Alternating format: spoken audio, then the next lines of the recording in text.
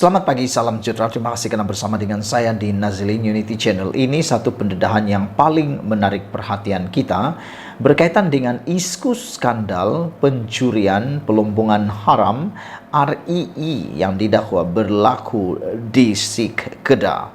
Hari ini, pagi ini kita dikejutkan pula dengan pendedahan baru oleh Saifuddin Nasution Ismail. Kes ini sedang hangat diperkatakan apabila SPRM mengesahkan telah pun merakam beberapa kenyataan daripada pemimpin-pemimpin besar yang ada di Kedah.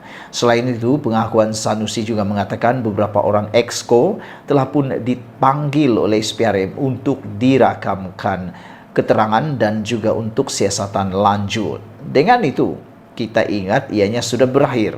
Namun demikian, akhirnya Saifuddin Nasution Ismail, Menteri Keselamatan Dalam Negeri, akhirnya tampil memberikan dakwaan baru berkaitan kes kecurian RII di Kedah ini.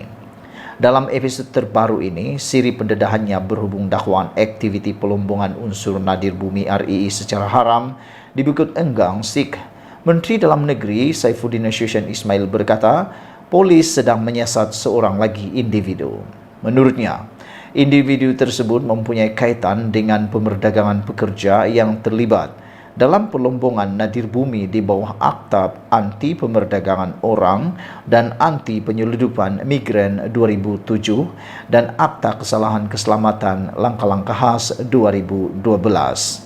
Dia ditahan dan kini direman selama 28 hari, kata beliau. Wow, ini memang benar berlaku sehingga orang yang bertanggung jawab ini sekarang sudah pun ditangkap, ditahan, kini ditahan reman selama hampir sebulan lamanya. Wah, boleh tahan nih. Menurut Saifuddin, dia membawa masuk pekerja dari luar negara dan tidak membayar gaji pun, kata beliau. Ketika menyampaikan ucapan pada Majlis Pengenalan Calon Perpaduan Kedah dan pelancaran manifesto di Sungai Petani, Kedah malam tadi, Saifuddin bagaimanapun tidak mendedahkan nama individu tersebut. Dalam ucapannya, Saifuddin juga menamakan dua warga negara China yang didakwa diambil bekerja dengan Menteri Besar Incorporated MBI Kedah untuk menjalankan eksplorasi unsur nadir bumi. Malaysia kini tidak mendedahkan nama suspek kes jenayah itu sementara menunggu pertuduhan rasmi dibuat. Wah, kita tak sabar lagi menunggu, menanti, mengetahui siapakah orang yang dimaksudkan ini. Semoga dalam masa terdekat kita akan ketahui. Dan adakah anda mengetahuinya atau anda mempunyai maklumat? Kalau anda mempunyai maklumat, silakan tulis dalam ruangan komen. Menteri Besar sementara Kedah Muhammad Sanusi Maknur sebelum ini berkata, dia tidak tahu mengenai keberadaan warga negara China itu kerana tidak terlibat secara langsung dalam urusan MBI. Bagaimanapun, Saifuddin mendakwa malam tadi Sanusi telah menulis surat kepada Kementerian Dalam Negeri pada 31 Mac 2021 supaya individu berkenaan mendapatkan pas lawatan profesional untuk memasuki negara ini. Macam mana dia boleh tak tahu? Dia menandatangani surat yang mengandungi nama warga China di dalamnya, kata Saifuddin. Jika Sanusi tidak tahu apa yang dia tandatangani, maka itu sangat berbahaya, kata beliau lagi. Sebelum ini, Saifuddin mendakwa Sanusi didenda RM500.000 tahun lepas berhubung kes kecurian nadir bumi. Menjawab perkara itu, Sanusi menafikan perkara itu dan menjelaskan dia maupun MBI tidak dikenakan denda, sebaliknya pihak ketiga yang dikenakan denda. Sanusi juga berkata sedang mempertimbangkan tindakan undang-undang terhadap Saifuddin atas dakwaan itu. Dilaporkan pada Selasa lalu bahawa SPRM telah memulakan siasatan berhubung dakwaan pelombongan RII haram di Bukit Enggang, SIK yang melibatkan dakwaan rasuah dan salah guna kuasa. Agensi itu juga menahan seorang pegawai kanan MBI Kedah serta seorang pengarah syarikat berhubung kes itu. Ketua Pesuruhjaya SPRM Azam Baki berkata pada Khamis minggu lalu bahawa Suruhanjaya itu telah menyoal 12 orang setakat ini dan akan memanggil Sanusi. Saudara-saudara sekalian, isu ini makin lama makin hangat, makin lama makin panas. Semoga akhirnya kebenaran akan kita ketahui nanti dan orang yang teraniaya akhirnya dapat diselamatkan dan orang yang bersalah juga dapat didakwa dengan segera untuk menyelamatkan Malaysia. Jumpa lagi. Bye-bye. Selamat pagi, salam sejahtera. Terima kasih Anda bersama dengan saya di Nazilin Unity Channel. Ini satu pendedahan daripada SPRM yang pastinya akan merungkai pelbagai persoalan dan pastinya mengejutkan semua pihak. SPRM hari ini mengumumkan melalui Azam Baki, Ketua Pesuruhjaya SPRM mengatakan amaran Perdana Menteri bukan salah guna kuasa. Saudara-saudara sekalian, ini pengakuan dan ini pengesahan daripada Azam Baki untuk anda semua. Kalau ada yang masih mengatakan Perdana Menteri salah guna kuasa, itu adalah perkara yang salah menurut Azam Baki, kerana beliau kata amaran Perdana Menteri bukan salah guna kuasa. Suruhanjaya Pencegahan Rasuah Malaysia SPRM melihat amaran dikeluarkan Perdana Menteri Datuk Seri Anwar Ibrahim kepada seorang pemimpin politik sama ada memulangkan semula harta yang didakwa dicuri atau bersedia untuk disiasat pada program di Kelantan Isnin lalu bukan salah guna kuasa. Sebaliknya, Ketua Pesuruhjaya SPRM Tan Sri Azam Baki menyifatkan perkara itu adalah nasihat daripada seorang ketua kepada pegawai awam dalam negara. Selain ia bukan bertujuan untuk kepentingan diri sendiri, kata beliau lagi. Sebagai seorang Perdana Menteri, kita rasa itu tanggungjawab beliau untuk menasihatkan dan memberitahu kepada masyarakat, kerana beliau adalah ketua kepada pegawai awam dalam negara untuk menasihatkan kita semua tidak boleh terbabit dalam rasuah, kata beliau lagi. Saya rasa tiada masalah mengenai perkara ini, kata beliau dalam sidang Majlis Sejurus Temu Bual Cakna Rasuah bersama SPRM. Perdana Menteri Datuk Seri Anwar Ibrahim pada program Jelajah Perpaduan Madani dan Pelancaran Jentera Perpaduan Kelantan 25 Julai lalu memberi dua kata dua kepada seorang pemimpin politik sama ada mahu memulangkan semula harta yang didakwa dicuri atau bersedia untuk disiasat. Dalam ucapannya, Anwar yang juga ahli Parlimen Tambun berkata, jika pemimpin terbabit yang tidak dinamakannya gagal berbuat demikian, beliau akan mengarahkan pihak berkuasa untuk menyiasatnya. Susulan itu, Peguam Kanan Muhammad Hanif Katri Abdullah menyifatkan kenyataan ancaman atau amaran dikeluarkan sebanyak 3 kali oleh Anwar menjurus salah guna kuasa dan berlaku campur tangan pemimpin kerajaan itu dalam agensi penguatkuasaan seperti Polis Diraja Malaysia dan SPRM. Beliau dilaporkan berkata, meskipun Anwar mempunyai bidang kuasa eksekutif, ia tidak tertakluk dalam perihal pelaksanaan tindakan perundangan negara. Menurut Muhammad Hanif, adalah satu pemahaman yang silap apabila mengatakan sesuatu jenayah diselesaikan dengan melakukan pemulangan harta kerana ia dilihat mengabaikan kedaulatan undang-undang negara serta prinsip jenayah itu sendiri. Mengulas lanjut, Azam Baki menjelaskan sebarang maklumat yang diberikan oleh mana-mana pihak akan dijadikan panduan untuk memulakan sesuatu siasatan sekiranya perlu. Mengenai apa yang disebutkan Perdana Menteri, SPRM melihat kepada sudut yang lain kerana ia adalah satu perkara atau maklumat yang kita perlu beri perhatian. Sekiranya maklumat berkenaan perlu dijadikan sebagai panduan untuk jalankan siasatan, kita akan gunakan untuk jalankan siasatan, kata beliau lagi. Jadi, ia tidak jadi satu kesalahan salah guna kuasa kerana mengikut akta kita iaitu SPRM, kesalahan salah guna kuasa ini adalah satu perkara yang lain di mana kalau sekiranya seseorang itu menggunakan jawatan untuk faedah diri sendiri untuk kaum keluarganya, ini salah guna kuasa. Tetapi dalam keadaan memberi nasihat, memberitahu kepada masyarakat atau memberi amaran mengenai gejala rasuah ini bukan salah guna kuasa seperti mana tafsiran undang-undang kami, kata SPRM. Sebelum kita berpisah, sila tinggalkan komen anda dan tekan butang subscribe.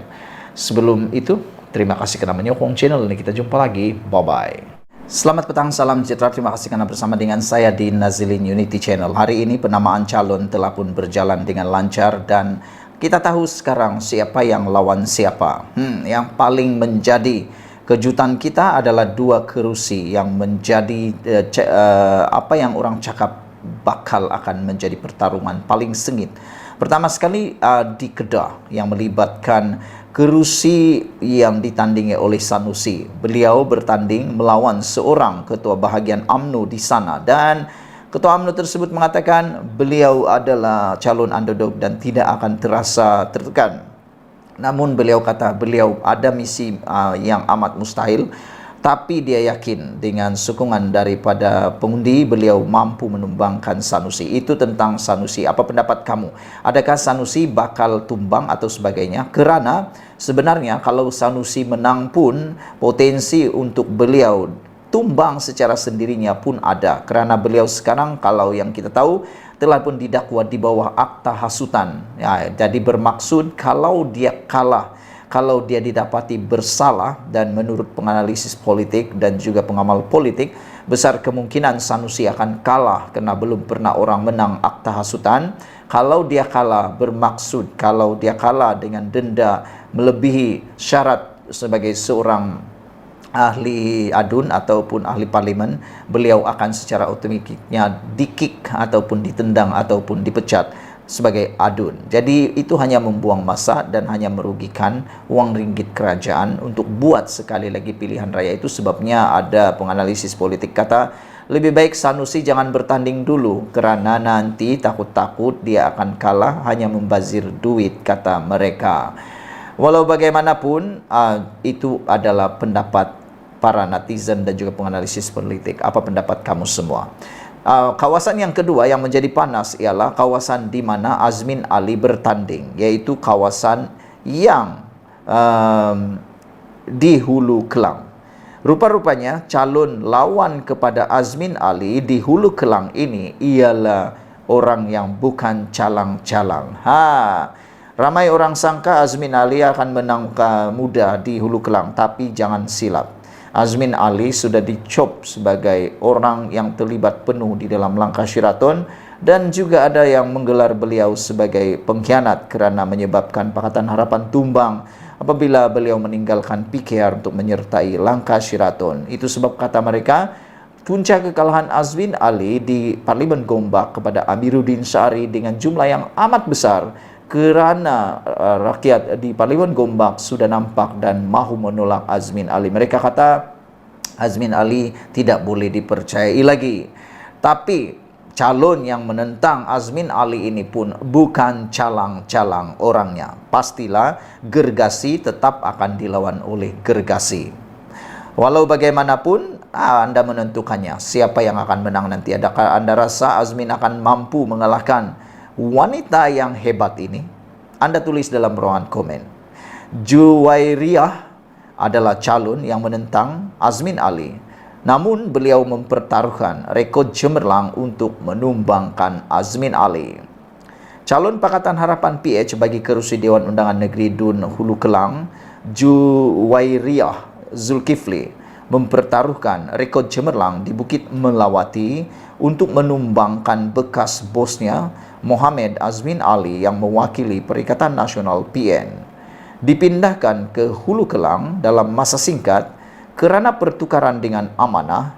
Juwairiyah yakin ada sebab kukuh untuk pucuk pimpinan mempertaruhkannya di kerusi berkenan. Saya anggap ini cabaran baru untuk saya. Pencapaian saya jadi kenyataan atau keyakinan parti untuk bawa saya di tempat yang lebih mencabar, kata beliau. Untuk membuktikan khidmat calon harapan, Pakatan Harapan yang boleh bekerja, saya tak gentar walaupun orang kata lawan bekas bos sendiri. Katanya ketika ditemui di pusat penamaan calon di Dewan Mutiara Bestari Sekolah Menengah Kebangsaan Sungai Pusu di sini. Juwairiyah berkata dia hanya mengetahui akan berpindah kerusi 24 jam sebelum pengumuman calon oleh PH. Untuk rekod, Juwairiyah adalah penyandang kerusi Dun Bukit Melawati Kuala Selangor.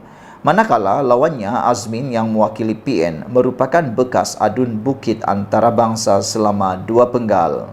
Pada pilihan raya negeri PRN Selangor 12 Ogos ini, kedua-dua mereka berpindah ke kerusi Hulu Kelang.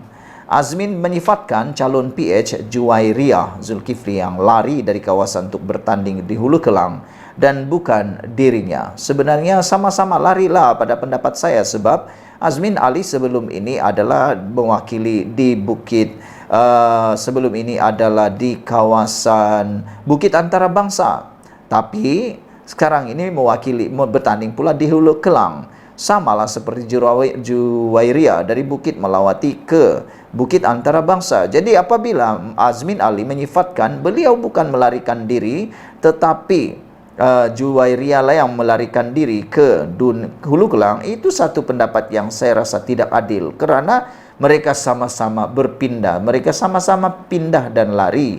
Jadi Azmin Ali itu cakap tu agak-agaklah, sebab dia sendiri pun berpindah juga kan. Walau apapun alasan Azmin Ali, dia tetap berpindah, ataupun dengan kata yang lebih biasa, yang biasa orang cakap, lari di Hulu Kelang. Azmin berkata kerusi DUN Hulu Kelang bukan asing baginya karena pernah memenangi kawasan itu pada pilihan raya umum 1999. Oleh itu, kata Azmin Ali, dia tidak gentar untuk berdepan dengan cabaran Juwairiyah bagi memenangi kerusi berkenaan. Mengapa dia dipindahkan dari Bukit Melawati ke Hulu Kelang? Saya tak lari, saya pernah menang di Hulu Kelang, kata Azmin Ali. Hulu Kelang kampung saya, kampung keluarga saya. Kita yakin rakyat Hulu Kelang bersama kita berdasarkan khidmat yang kita beri, kata Azmin Ali lagi. Saudara, sebelum kita berpisah, apa pandangan kamu semua? Apa pendapat kamu? Adakah Azmin Ali mampu mengalahkan Juwairiyah? Adakah Azmin Ali dapat semula integriti dan marwah beliau? Kita jumpa lagi. Bye-bye.